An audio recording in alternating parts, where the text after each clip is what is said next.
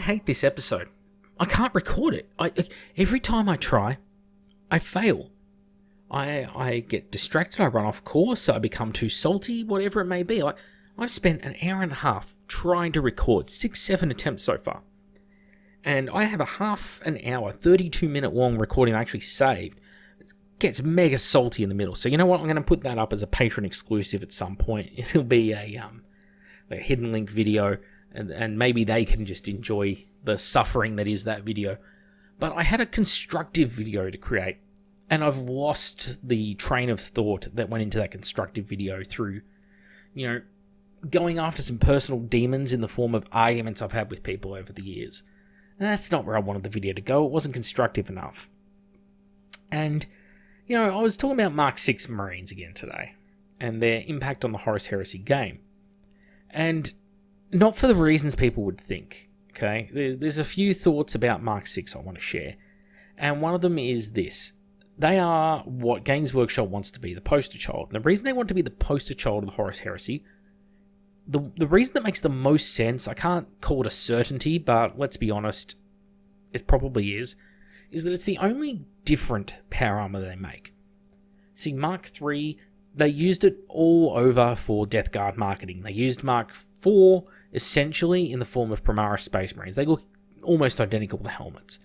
So neither of those is different enough to Heresy armors, the Death Guard and the 40k Primaris helmets, that basically the only way to do a different kind of armor, well, Mark II looks like Mark III, Mark IV looks like Mark X, so they went, you know what, Beakies are clearly different, and it harks back to Rogue Trader, and people are very easily baited by nostalgia into buying things. So Beakies are it.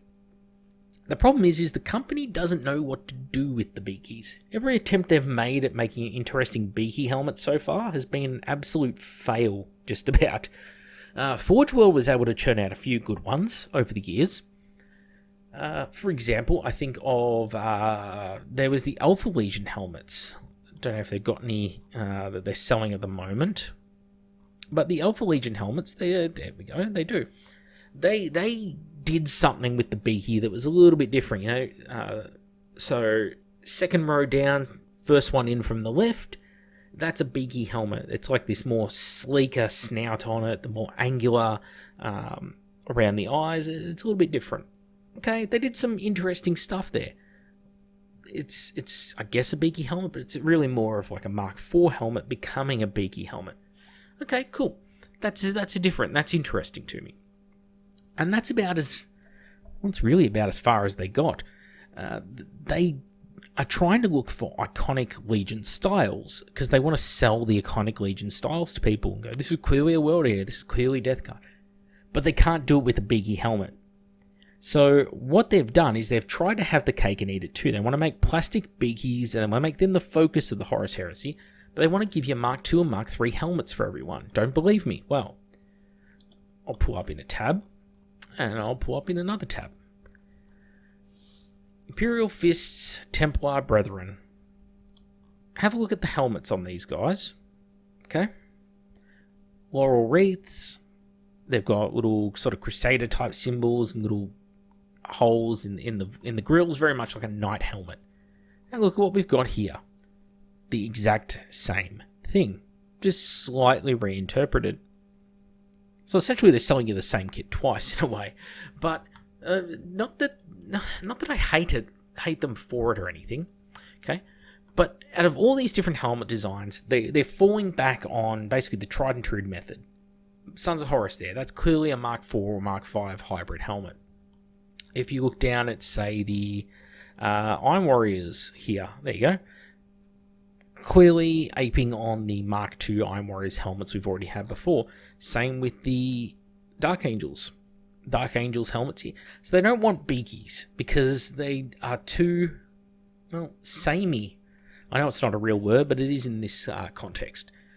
The two legions presented in the box, if it wasn't for the paint scheme, are identical.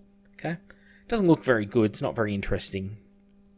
And so they're trying to mix it up a bit by creating these upgrade kits, but all they're doing is taking the exact same existing sets of armor And they're not doing anything exciting with it, with the shoulders or anything like that. They can't do torsos because they molded them onto the body, so they're stuck having to use the helmets for almost all of the expression in the miniatures.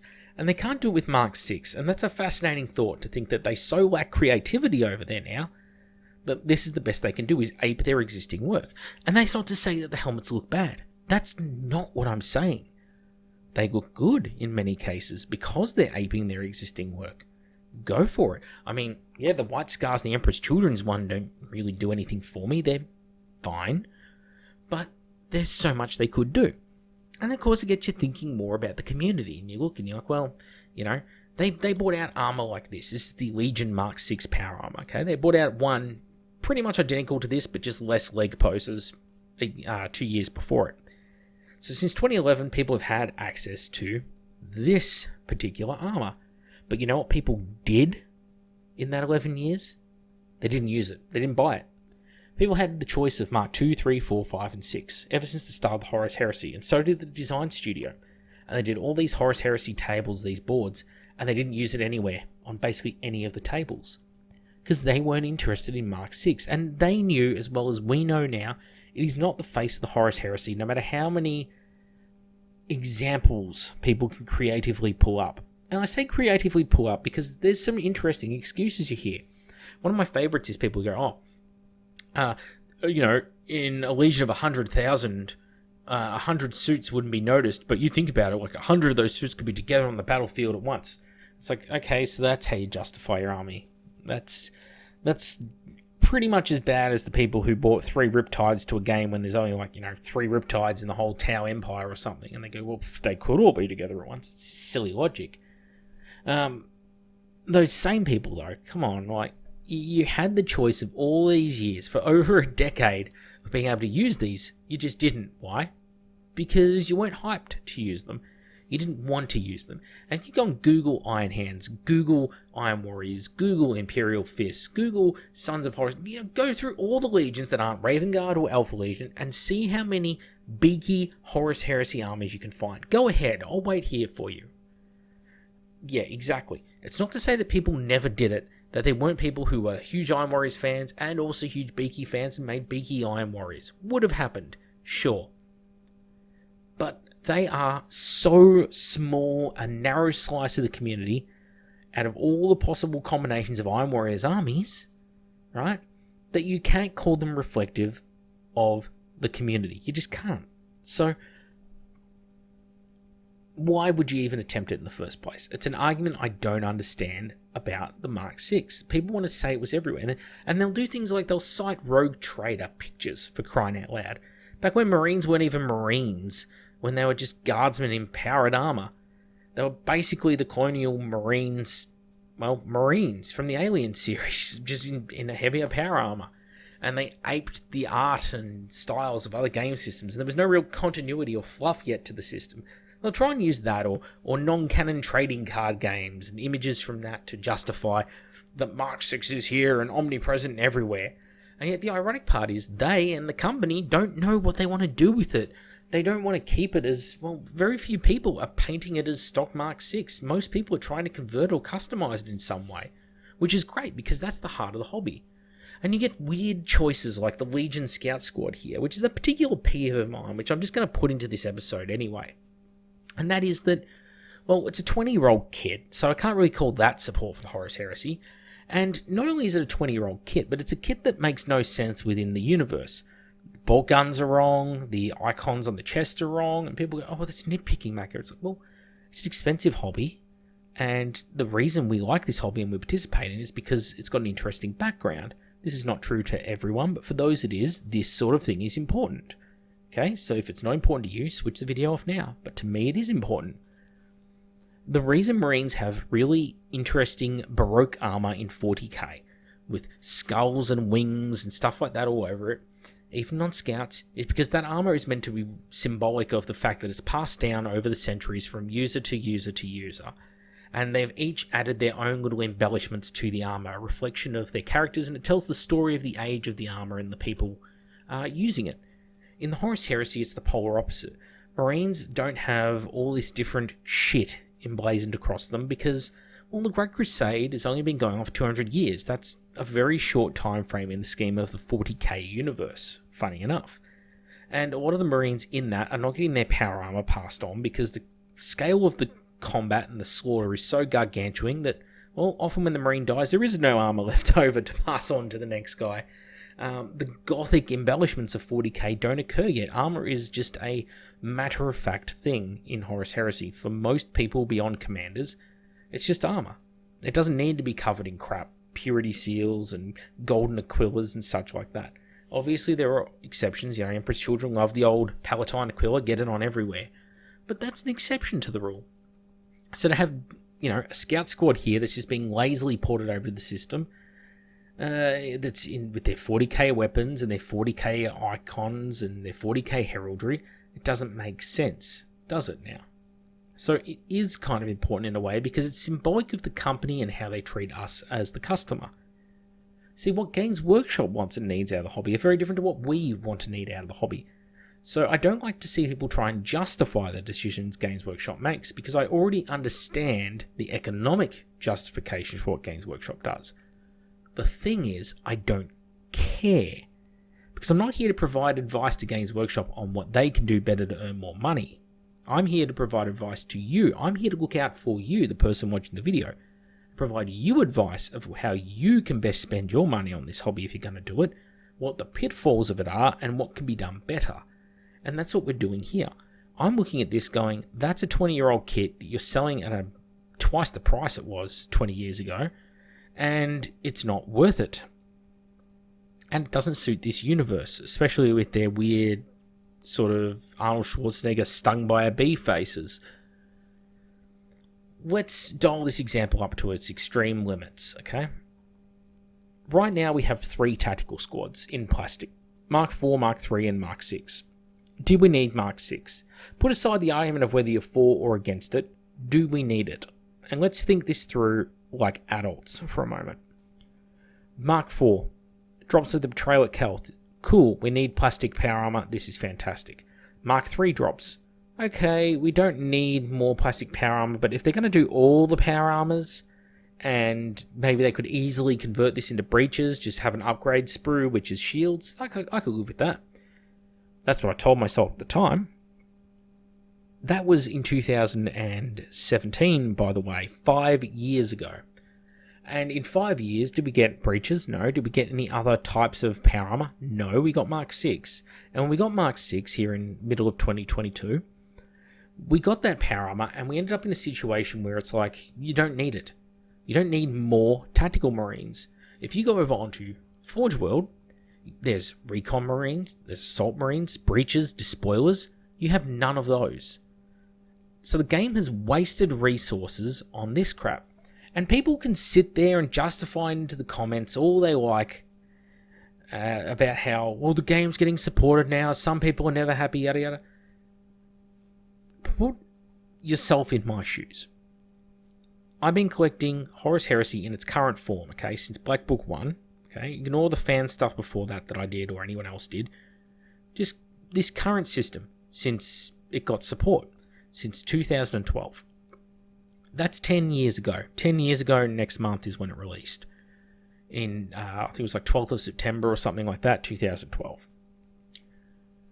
In that time, they still haven't got us to plastic assault marines. They've got us to 3 plastic tactical squads. And I guess tactical support squad and Legion heavy support squad because that's just a gun swap. How long do you think it is feasible that I wait for plastics? Honest question. How long do you think is it fair to make me wait? I would argue that 10 years is probably a smidge too long as it is. But if it's more than 10 years, don't you think we're getting a bit excessive now? Because the problem here is that many of the lists in the Horus Heresy revolve around things like jump marines, breaches, recon, yada yada. There's a lot of rights of war out there that people like to play, and there are certain legions that play that way. People don't pick up Blood Angels for the tactical squad part of the Legion, do they? People don't pick up White Scars for the tactical squad part of the Legion. They don't really have a choice with how they wrote White Scars this edition, though. Bikes suck. But if you want to play those other forces, you are being disincentivized to, because you can pay $135 at Games Workshop to get, well, nothing, because they're all out of stock and Games Workshop doesn't know how to keep stock levels up. But you can get 20 Marines. If you want to pay $135 over at Forge World, you're getting 5. You'll have change left over from your $135, but you're getting 5 Space Marines, whether they're Assault Squad, whether they're Despoilers, whether they're Breaches. Your money does not go far. So if you want to play those forces, you can't. And this is bad for us as the people who are collecting the hobby. It's also made exponentially worse by them making units that don't need to be plastic, like the Spartan. And I will die on that hill, and I'll be right to, because you don't need the Spartan. There are always, again, going to be exceptions who will make themselves known in the comments about how I'm an idiot because they, the one person out of the 7 billion on this planet, have an 8 Spartan list, and therefore I'm a dickhead. Those people, I don't know what to do with those people, but they always pop up. Anyway, those people will always be there. They will justify their existence and the decisions of the company. Again, I don't care about the decisions of the company. I care about you, the person watching this video, and your needs. You're important to me. And what you want is things like multi-pose Praetors, and you want plastic apothecaries. Well, you want everything in plastic ideally, but what's the order that you want them in? Okay, the order you want them in is troops, HQ, elites, heavy support, fast attack. That's about the order that most people want things in the Horus Heresy, okay? Elites, you can say, is mostly filled out now. Plastic destroyers would be nice, sure. Plastic rapiers would be nice, sure. But, you know, you've got Terminators, that's a good start. You can make veterans out of what you've got, I guess. It works. When it comes to heavy support, you've got Legion heavy support squads, and they're starting to look at things like the Spartans and that, but they haven't done... Predators should have come before Spartans. I think that's obvious now. It should come before Sicaran battle tanks. You know, starting with Vindicators and Whirlwinds. But that's not what you got. What you got is the Spartan. And the Spartan is a 1 per army sort of vehicle. So why is it in the starter set, and why is it one of the things that people have just lost their minds over having? Like, yeah, it's cool to have it in plastic, but if I was given the choice between the Spartan or a dozen different units, I would pick the dozen different units most of the time, unless they were silly choices like super heavy tanks. So think through the repercussions of the situation we find ourselves in. Yes, you have plastic Derrideos. Cool, you got plastic Contemptors. Fine, Contemptors in plastic, multi-pose, all that. Great, I like the idea of that. But you probably could have used Assault Marines. You probably could have used, even Despoilers. You know, you could sell an Assault Marine box and give it two backpack options in the box to make them either Despoilers or Jump Marines. That makes it financially a lot more viable for the company, does it not? Breaches should just be the Mark III box and sell an upgrade set that comes with them. It gives them the breaching shields and maybe a helmet swap. Easily done. For the Recon Marines, well, you could use a Tactical Marine squad, yes, but make a sprue that's, 1, the sniper rifles, 2, helmets with the Recon sort of monocular sort of monoscopes on them, and a set of like camo cloaks or whatever that clip onto the backpacks of the regular Tactical Marines. Bam. I've just come up with viable ways for the company to do those units right here and now. Aren't I great? Now, that's things you could use or could be done, but instead you have expensive one-off units that you take in your army, and they're what you're getting. So I would argue that yes, the game is being supported, but it's not being supported in the ways that you need it to be supported for the most viability. And whilst beggars can't be choosers, again, 10 years, guys, this game has been around for. At what point do you say, this isn't whinging, this is a legitimate gripe, that, yeah, they need to be doing support a bit better. You know, there's no errata or FAQ yet for these books, and they are not well-written books. I think everyone has come to the conclusion that that is true now. There's still a few people in denial, but it's not just a river in Egypt, let's face it. And you can't look things up in these books. I had a video there, I was trying to show people how to find special rules for things, and it was like, oh, cool, the rules for cavalry, and if they can be transported in the transport section, they're not under the cavalry unit type, and What does the cavalry unit type encompass? Does it encompass things like bulky or anything like that? No. So when you would look at something like a javelin land speeder, for example, you had to go to a dozen different areas to figure out all the rules for the unit. It was like, oh, javelin land speeder. Oh, that's cool. It's anti-grav, so you got to look up anti-grav. And then it's cavalry. Oh, so you got to look up cavalry. So it's both those types. Oh, and it's heavy. Oh, hang on. So that changes how the rules work. So it can't like flat out or anything like that anymore. And you end up going in circles through these books. They can't FAQ that, right? They can't errata that. And they're already moving on to the Mechanicum book and doing a terrible job of that too, it could be argued. Very much a side grade, if not a step back from the Mechanicum you had before. So there's some major problems here. And some of the things they're releasing are so unbalanced in this game system. Again, from the rules point, the company likes to say they're a models manufacturer and not a rules writer or rules manufacturing company, and yet they call themselves Games Workshop, not Model Store UK. They call themselves Games Workshop, and for a company that doesn't care about rules, they sure buy an awful fucking lot of them. So they release these rules and they do a terrible job of it, and then rather than going back and trying to fix it, you get these authors going out there going, oh, I don't know how this happened, how we could be wrong. Take, for example, Nemesis bolt guns, okay? This is a different gripe to previous ones you would have heard about how, templates are ruined and dreadnoughts are too ubiquitous and yada yada. Nemesis bolt guns. They've made sniper rifles now a very common item. A lot of characters are able to take it, and veterans can take it, recon marines can take it, all sorts of units can take it.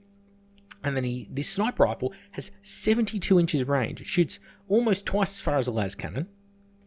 And when it hits, if it's a 6, it's a precision shot, so it gets to pick the target out in the squad that it hits, okay? So roll a couple 6s, alright, I'm putting those on your sergeant. You can't look outside them, so the sergeant's going to take some wounds. And on a 4, it rends.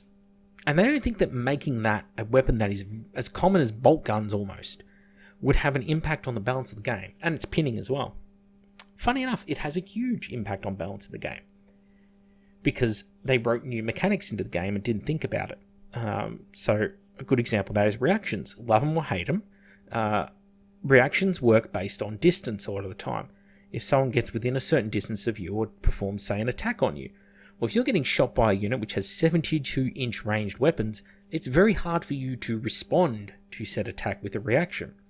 So reactions are suddenly meaningless for those factions in the game that find themselves in a situation where they're up against these sorts of weapons.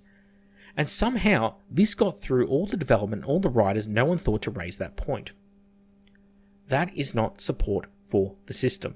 That is shit that should be FAQ Day 1, 101. And yet it hasn't been. And in fact, we see 40k getting Day 1 FAQs, like the rule system getting Day 1 or Week 1 FAQs. We see every codex getting a Day 1 FAQ, and they can't extend the same courtesy to the Horus Heresy, which makes me think that the path they've set in motion for the Horus Heresy is get the rules out for the units quick, get a bunch of stuff out in plastic in a relatively short time frame, and then stagnate like we did the first time around. That's the concern I have. And you know what? We're somewhat starting to see it, because the release pace is not being that great for the Horus Heresy. You think about it. What have you had released so far? I mean, this is a whole new edition that's launching, right? You've got Tactical Marines, and they're 2 monopose terrible HQ models. You've got special weapons. You've got heavy weapons. Rhino, Sicaran, Spartan, Contemptor, Leviathan. That's 10 kits. Okay? 10 kits released for the game. And this is an entire game system.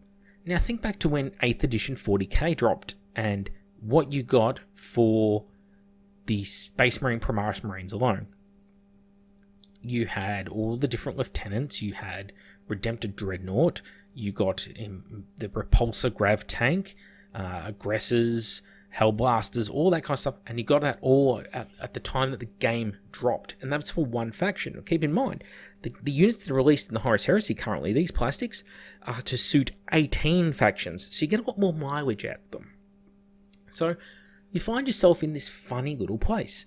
This isn't like a niche release, like a Sisters of Battle release, Or it's like, oh, we're revamping the Sister Battle range, and they'll release like 10, 15 kits for the Sister Battle, and you go, oh, that's great, that's a range refresh.